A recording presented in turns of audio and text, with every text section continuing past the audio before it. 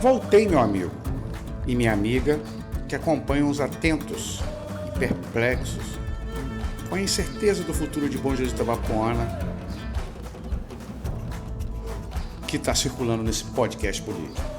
Agora às 11h08 de 1º de dezembro. Vamos falar sobre desenvolvimento econômico, sobre aquilo que foi abordado na entrevista coletiva. A única coisa que eles falaram mais enfaticamente foi sobre o Fundebom, que, diga-se de passagem, foi uma proposta feita pelo candidato Denis Lauro Posidônio já na eleição de 2016. E também ele repetiu a mesma proposta em 2020, inspirado no Fundecam de Campos, onde o Otávio foi presidente. E o Otávio ali diz que o Fundecam ele impactou na economia a beneficiar 20 mil pequenos microempreendedores, pequenos microempreendedores individuais. Mas isso no município com 500 mil de habitantes. E aqui em Bom Jesus eles anunciaram o Fundebom como se fosse um multiplicador de carrinhos de pipoca, com todo respeito aos trabalhadores que se sustentam vendendo pipoca em Bom Jesus, mas não adianta você multiplicar carrinhos de pipoca ou carrinhos de qualquer outra coisa ou qualquer outro microempreendimento se você não criar um público consumidor. Não pode a gente contar somente com o Fundebom para desenvolver o município. Porque o Fundebom, ele ajuda ao pequeno empreendedor que tem uma ideia a colocar a ideia em prática. Mas o papel central, prioritário da prefeitura é criar um ambiente onde surge um público consumidor. Criar um ambiente onde o setor privado tenha condições de se consolidar e gerar empregos. Mas eles não falaram nada disso. Além do Fundebom, eles falaram de trazer empresas, aquele discurso surrado que nunca concretizou. Trazer uma grande indústria para Bom Jesus. Eles não querem encarar a realidade que o nosso cenário de infraestrutura é extremamente precário. Nós temos as piores rodovias estaduais, nós temos o pior fornecimento de energia elétrica e temos a pior internet banda larga do estado do Rio de Janeiro. Que grande empresa vai se instalar aqui? Basta ver que nós temos um distrito industrial, estamos oferecendo área para grandes empresas há 30 anos e nunca veio uma grande empresa. Muita conversa fiada. Mas todas as empresas que estão aqui são pessoas daqui. São empresas que nasceram aqui e que estão usando o terreno justamente lá. Então, o que esses senhores precisam de encarar é a realidade de, primeiro, privilegiar o empresariado local, parar com esse discurso ufanista de trazer grande empresa, porque todas as prefeituras querem trazer uma grande empresa. Todas as prefeituras, igual Bom Jesus de Itabapoana, tem o mesmo discurso. Você vai em Bom Jesus do Norte, é o mesmo, a Piacá, a Calçada, trazer grande empresa. Sendo que a China está engolindo a atividade industrial no planeta inteiro, quanto mais no Brasil, que está desacelerando há décadas.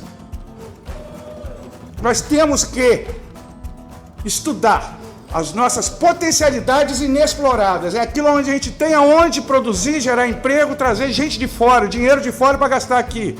E o que é isso? É o turismo. É o que já está acontecendo. Enquanto o senhor Otávio Amaral fala em trazer indústria de fora para cá, já tem investidores de fora injetando dinheiro aqui dentro no turismo. E na primeira explanação que o senhor Otávio Amaral fez sobre desenvolvimento econômico, em momento algum ele falou sobre turismo. Absurdo. Depois, quando ele estava falando em outro tópico, que era a questão de saúde, onde ele estava falando em questão de água, que ele lembrou e enxertou ali o turismo, muito assim raso. Sequer mencionou a palavra Calheiros, que é onde está recebendo investimentos externos do turismo. Eu vou fazer uma retrospectiva no tempo para vocês entenderem como é que as coisas estão transformando na região serrana. Quando eu cheguei de volta a Bom Jesus para exercer essa atividade de ativismo político, ambiental e cultural que eu exerço, eu criei o meu primeiro blog, que se chama Culturismo, que era para justamente disseminar a cultura do turismo em Bom Jesus, mediante a tantas riquezas potenciais inexploradas que nós temos. E tudo isso, na época que eu cheguei, em 2011, só havia um estabelecimento comercial voltado ao turismo em toda a extensão da RJ 230, saindo do bairro Santa Rosa até Rosal. Foi o ano que começou o Festival de Chorinho e Sanfona de Rosal. E foi o ano que começou a crescer a peregrinação de Aparecida em Calheiros. Foram 2 eventos culturais que transformaram a região serrana de Bom Jesus. Hoje, você sai do bairro Santa Rosa, logo na Barra do Pirapitinga, além do Bar do Edésio, que já existia, nós temos o Pesque Pague da Palmeiras, o Cantinho da Mata, agora tem o espaço para aluguel de festas e eventos do Felipe Malaquias, tem o restaurante, bar-restaurante EPA, na Barra do Pirapitinga, que nunca comportou 2 mercearias, hoje temos 2 mercearias funcionando na Barra. Tá? Em Calheiros, nós temos a criação, a chegada do restaurante, um novo restaurante ali na chegada, que eu me esqueci o nome agora no momento, a Pousada do Campo, a Pousada Boa Vista e agora o Instituto Rio Life. Em Rosal surgiram a Pousada Casarão de Rosal, a Pousada Luz do Nilo, a Pousada de Jaiminho, o Bar do Sapinho ampliou suas instalações. Tudo em face do turismo. A partir desses 2 eventos culturais, a peregrinação de Aparecidinha em Calheiros e o Festival de Chorinho e Sanfona de Rosal, as pessoas começaram a ver o quanto rico é o cenário da região serrana bojesuense. Então, olha quantos estabelecimentos comerciais eu apontei aqui. A transformação. Hoje está tendo um movimento migratório de volta à região serrana. Se você percorrer a região serrana em vários pontos, você vai ver no mínimo 10 casas em construção. E o novo governo não está enxergando isso. Ele falou turismo como se fosse uma coisa rasa. Não, o turismo é a principal fonte de desenvolvimento socioeconômico e sustentável de Bom Jesus Itabapoana. Não tem outro caminho. Vamos parar com essa conversa fiada de grande indústria, que não vai vir grande indústria para Bom Jesus, não vai vir para Piacá, não vai vir para Bom Jesus do Norte, não vai vir nem para Itapiruna, nem para Campos. As grandes indústrias vão para o mega complexo portuário de Açu, que é lá que está o polo logístico estrutural. Que grande indústria vai sair lá do complexo portuário de Açu, que lá tem vários parques industriais, para se instalar aqui em Bom Jesus? Vamos cair na real, a gente tem um concorrente pesadíssimo. A 160 quilômetros daqui de Bom Jesus.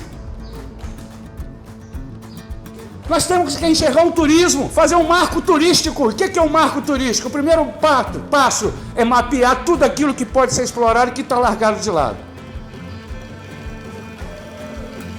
Na região toda, não tem uma cidade com tantas potencialidades, seja no extremo sul do Espírito Santo, no norte noroeste fluminense, para se desenvolver no turismo igual Bom Jesus. E foi frustrante, porque eu levei o Otávio no mega empreendimento turístico que está sendo feito em Calheiros. Recurso BNDES, investimento altíssimo, é o maior investimento privado da história de Bom Jesus. E ele não cita o que está acontecendo lá. Isso foi frustrante.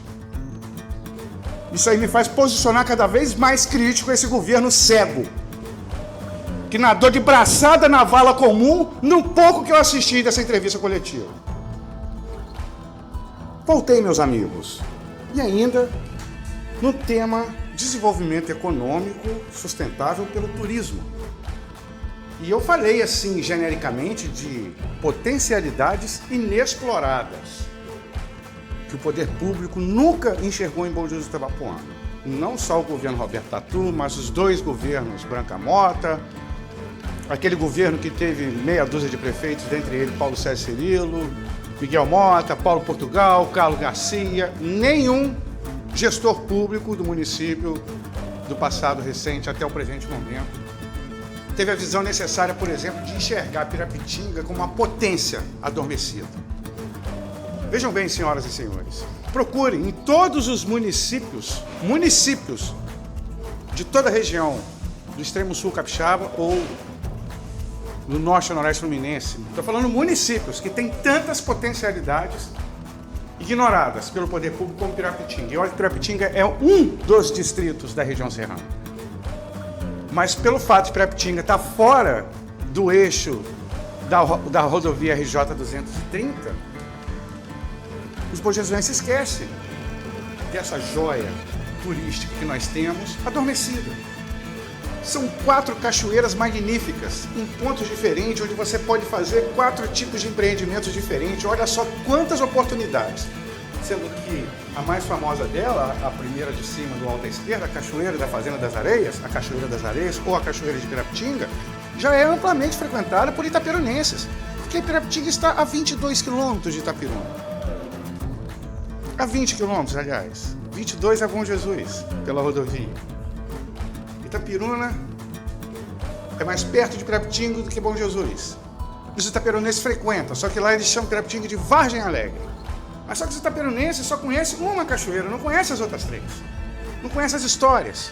Não conhecem a literatura de Pirapitinga, que rendeu uma feira literária. Sim, o povo de Pirapitinga tem aptidão turística. Eles criaram um festival literário num distrito rural.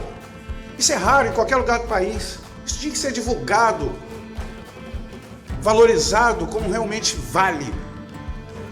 Nós temos um ponto mais alto de altitude de todo o Vale do Itabapoana, que é o Pico da Pedra Branca, com 1.200 metros de altitude. Fazendas históricas. O Pico da Pedra Branca, além do seu ponto de altitude culminante em todo o vale, é a maior reserva de Mata Atlântica. Tem espécies lá de 500 anos, árvores gigantescas. E tudo isso estrategicamente localizado entre Bom Jesus e Itapiruna. A maior cidade noroeste fluminense bate na porta de Pirapitinga. Somos vizinhos, próximos. E mesmo com tudo isso, nenhum governante nunca enxergou Pirapitinga como uma potência turística. E está aqui, um campo inexplorado. Hoje, como eu disse, a propriedade que está a Cachoeira das Areias é de um médico de Itapiruna que trabalha aqui em Bom Jesus, que está se estabelecendo aqui em Bom Jesus. E ele tem uma visão que no futuro pode empreender no turismo ali, na área dessa cachoeira. E ainda tem no fazendão histórico de 1870, extraoficialmente eu recebi a notícia que os ocupantes estão agora planejando empreender num restaurante, talvez numa hospedagem.